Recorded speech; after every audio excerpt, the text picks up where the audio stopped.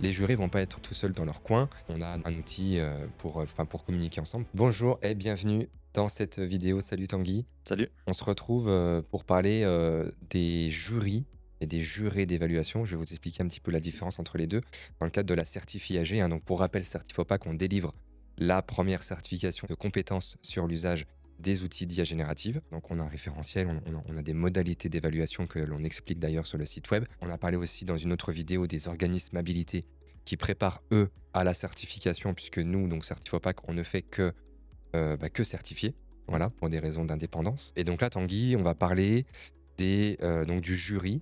Donc un jury est constitué de deux jurés, jury interne, jury externe. Donc un juré donc, qui est membre de la société Certifopac, et un deuxième juré, donc un externe, qui est indépendant, qui a son compte, qui est entrepreneur, peu importe, qui est un expert de l'IA générative, un professionnel, et qui intervient dans le cadre de ces évaluations, et donc qui est jury d'évaluation et de certification. Mmh. Voilà. Donc l'idée dans cette vidéo, c'est qu'on explique finalement qui peut devenir jury, Mmh. quels prérequis, voilà, quel fonctionnement, et derrière comment ça marche, puisque c'est toujours intéressant quand même d'être juré. J'ai été juré pour des titres pro. Voilà, j'avais été déclaré juré pour les titres pro, et c'est très enrichissant quand tu es juré, parce que voilà, tu rencontres plein de candidats. En tout cas, c'est des personnes qui rentrent sur le marché du travail aussi, pour certains, et derrière, c'est aussi un vivier que tu peux aller sélectionner, même pour ton entreprise aussi. Donc moi, je considère que vraiment, il y a aujourd'hui beaucoup d'atouts à être juré, rien que déjà pour la richesse, pour la veille intellectuelle que ça procure, et puis derrière, pour le réseau que ça génère. Alors, première question, Tanguy. Déjà, qui peut devenir juré? Alors, qui peut devenir juré? Tout le monde, à condition d'avoir, soit une formation ou une expérience, cohérente, vis-à-vis de l'usage des outils d'intelligence artificielle générative. C'est très logique parce que, comme le proverbe, c'est le cordonnier qui est le plus mal chaussé. On ne peut pas se permettre, d'intégrer dans notre jury quelqu'un qui n'a pas la compétence dans ce qu'il va aller évaluer. Ça, c'est impossible. Ou alors qui n'a pas la preuve de la compétence? Qui n'est pas capable de le démontrer, OK. exactement. Mais tout ça, j'ai envie de dire, c'est très cadré, dans une procédure. Il y a tout un process qui est défini, qui va permettre déjà de dire, comment on fait pour être qualifié et comment, notre qualification elle va vivre dans le temps quand on est jury. Donc tout le monde peut l'être, mais on verra sous certaines conditions. OK. Je peux être salarié dans une entreprise et juré? On peut être salarié, on peut être, retraité, Je peux être à la on retraite? peut Ouais. être, enfin voilà, il y a pas de Je peux être étudiant?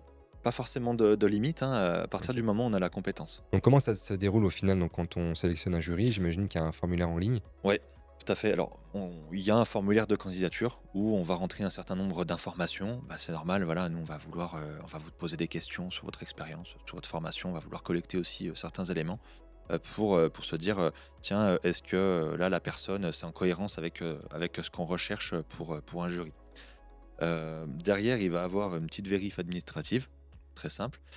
Et puis, ben, si tous les éléments qui sont demandés répondent à nos besoins, à nos exigences, on planifie un entretien pour en savoir plus sur les motivations de la personne, pour parler davantage et échanger sur ses expériences, sur ses formations ou diplômes. Mmh. Vraiment, l'idée, c'est quand même de cerner la personne et de se dire, bon, est-ce qu'elle sait de quoi elle parle ou est-ce qu'elle est juste venue parce qu'il y avait de la lumière. Mmh mh. Si je le dis rapidement, mais c'est d'en savoir plus et de chercher vraiment de trouver un professionnel pour OK. entamer la suite du process. Donc le candidat juré nous transmet un CV, Mmh, des preuves d'expérience et de formation, mmh, ou de formation, oui, sur l'IA générative. Est-ce que si le juré est déjà lui-même certifié AG, c'est un plus? bah oui, tout à fait. Parce que s'il est certifié, certif, IAG, ça veut dire qu'il a déjà démontré, Mmh. un niveau de compétence, requis et suffisant pour obtenir ladite certification, donc c'est un plus pour les OK. jurys. Et alors question aussi un petit peu technique, mais tu me disais donc même un salarié ou un retraité peut être juré. Oui. On signe un contrat? Comment ça Il y a pas marche? de contrat. Il y a pas de contrat parce que ça veut dire, que si on signe un contrat, il y a une perte d'indépendance lors de l'évaluation, et des décisions de certification derrière. Perte d'indépendance pourquoi? Parce que ça voudrait dire que nous, Certifopac, on serait les seuls influenceurs de la décision de Mmh. certification aux yeux de l'État, aux yeux de France Compétences. L'idée, c'est quand même qu'il y ait un avis qui soit indépendant du certificateur. Donc il y a pas de contrat, mais il y a quand même Il y a des une engagements quand charte. même. OK. Il y a une charte de conduite, une charte de respect du processus et surtout avec un enjeu déontologique. Donc d'indépendance, d'impartialité, de Exactement, neutralité, exactement, de confidentialité aussi des, données tout à fait, qui sont montrées lors d'une évaluation. tout Parce à fait. qu'on a aussi accès peut-être à des données, entre guillemets «confidentielles» ou même, Des personnelles. données qui sont propres à chaque candidat. Très bien, donc allez, donc moi j'ai postulé, j'ai envoyé donc tous mes éléments, c'est OK. Une fois que je suis entre guillemets «sélectionné», ou présélectionné, ça suffit pas, je dois passer quand même un QCM. Mm. Alors là, très complet dans le sens où quand même quand on est juré, on se doit de un connaître le référentiel sur le bout des doigts, connaître les modalités d'évaluation et connaître aussi tout le règlement de certification. En Comment fait, j'évalue, sur exactement. la base de quels critères, tous ces éléments-là, nous, on est garant de ce process et donc on se doit d'avoir des, jurés qui sont compétents sur tous ces aspects-là. Alors, bah, l'idée, en fait, c'est qu'il se prépare, c'est-à-dire il prend connaissance du référentiel d'exigence, mais pas que, puisqu'il y a toute la partie process Le règlement de qui va être certification. très importante. Il y a le règlement de certification, il y a la procédure d'évaluation également. Euh, et tous ces éléments-là, il va devoir. Il y a aussi des consignes sur la posture, de juré. Ouais, tout à fait. Et tout ça, en fait, ce sera vérifié. Cette acquisition de compétences, elle sera vérifiée par le biais d'un QCM dont il faudra avoir 70% ou plus OK, super. de validation. De Donc bonne une fois que j'ai rétention. mon QCM, on délivre une attestation de qualification, donc une attestation officielle qui te reconnaît pour être, donc, juré. Derrière, comment ça marche pour continuer à être qualifié dans le temps? Donc, alors, on va avoir plusieurs choses. C'est-à-dire qu'il y a tout un process de suivi de performance qui est mis en place. Déjà, d'une part, il y a un nombre minimal de jurys à effectuer. Parce que si on Mmh. n'effectue pas de jury au cours de l'année, ça va être compliqué de démontrer sa compétence ou du moins Mmh. l'assimilation de l'application des process internes. Dans un second temps, on aura aussi la possibilité de suivre une réunion d'harmonisation annuelle. Et donc cette réunion d'harmonisation, elle visera justement à apporter une cohérence entre les pratiques des différents membres de jury pour s'assurer d'adopter une posture commune. Et ça, ce sera plutôt important parce que quand on va démarrer les jurys, bien qu'on ait le référentiel, bien qu'on ait les process, chacun va y aller un petit peu de sa touche personnelle et ce sera à nous aussi d'apporter la limite cohérente. Il pourrait éventuellement avoir de nouveaux QCM de maintien des acquis dans le temps. Tout ce que je viens de mentionner, ce sont des possibilités. C'est pas forcément cumulatif. Peut-être qu'en fonction des périodes et du nombre de certifications délivrées, ça le sera. Mais en tout cas, ce sera des possibilités. Ça, c'est quand tout va bien et puis quand on a, par exemple, un juré, bon, ça se passe pas bien, ou alors, il y a des choses qui sont pas conformes par rapport à ce qui est écrit dans le règlement. C'est quoi les mécanismes qui sont prévus par rapport à Ah, ça? On peut parler de suspension ou de ouais, en fait, retrait, de qualification? les mécanismes, ils sont très simples. C'est-à-dire que soit on est suspendu, soit on est derrière disqualifié, c'est-à-dire qu'on peut plus intervenir en tant que jury. Alors, la suspension, c'est pas rédhibitoire, mais ça va impliquer la mise en place d'actions correctives. Une suspension, elle peut durer jusqu'à 3 mois.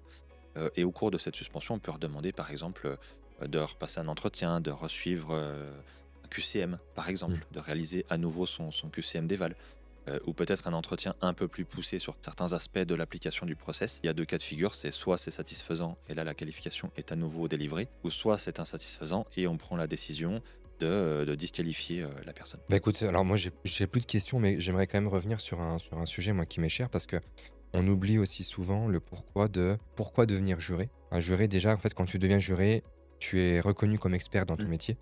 Donc c'est quand même un gage de valeur ajoutée aussi C'est une et de reconnaissance. Mm. reconnaissance, voilà.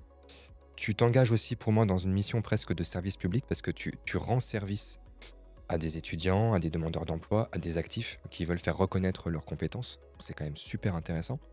Et surtout aussi, ça te permet d'échanger avec d'autres jurés et de te faire un réseau sur ce domaine-là, en fait, sur Mm. cette Mm. expertise-là, parce que les jurés vont pas être tout seuls dans leur coin. On a donc un outil pour communiquer ensemble, pour échanger, pour des pratiques d'évaluation, tout ça.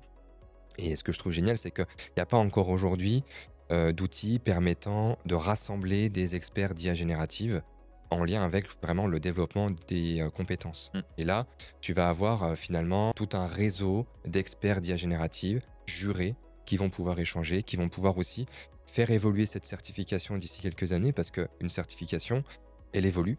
Et demain, qui sait, on aura peut-être une sixième compétence, ou alors la compétence 1, elle va évoluer sur une compétence peut-être un peu plus personnalisée sur un point clé. Quand tu es juré, tu es une vraie partie prenante de ton dispositif d'évaluation Mmh. et de Tout à fait. certification. C'est Tout à pas fait. juste, voilà, c'est pas juste un prestat ou c'est pas juste un bénévole qui vient faire son truc et puis merci, au revoir, Oui. quoi. Puis en fait, au fur et à mesure des évaluations, on verra forcément les outils évalués et les pratiques Mmh, mmh. des usagers, évoluer et ça mènera forcément à des réflexions sur l'évolution potentielle du référentiel. À savoir que la certification, elle a une durée de validité aujourd'hui de 3 ans, 2027. 2027. On n'y est pas encore, mais si on parle demain d'un éventuel renouvellement, ce renouvellement impliquera, bien entendu, la prise en compte des retours Mmh, des mmh parties mh. intéressées pour en faire un référentiel toujours plus cohérent. L'idée, c'est pas que ce soit le même, dans 10 ans, parce que ça aurait, plus aucune pertinence. Non et puis ça va bouger, c'est sûr. Exactement. C'est sûr que ça va bouger, même là déjà ça commence à bouger un petit peu donc, bah, écoutez, merci pour ces informations. En tout cas, n'hésitez pas à vous renseigner pour, voilà, pour, faire une demande peut-être pour devenir juré. Vous l'aurez compris, on en demande. Alors après, voilà, c'est toujours aussi c'est en fonction du timing, de la période, des Mmh. modalités d'inscription aussi qui sont présentes sur le site web. Donc n'hésitez pas bien sûr à vous renseigner sur la page dédiée du site de Certifopac. Au plaisir, de vous retrouver, dans le cadre de la certif IAG. Merci Tanguy. Merci beaucoup. On vous invite bien sûr à vous abonner si ce n'est pas déjà fait sur nos réseaux, sur YouTube, sur LinkedIn et à vous inscrire à la newsletter de Certifopac. Donc Certifopac, hein, je le répète, certificateur Calliope et certificateur de compétences sur l'IA générative.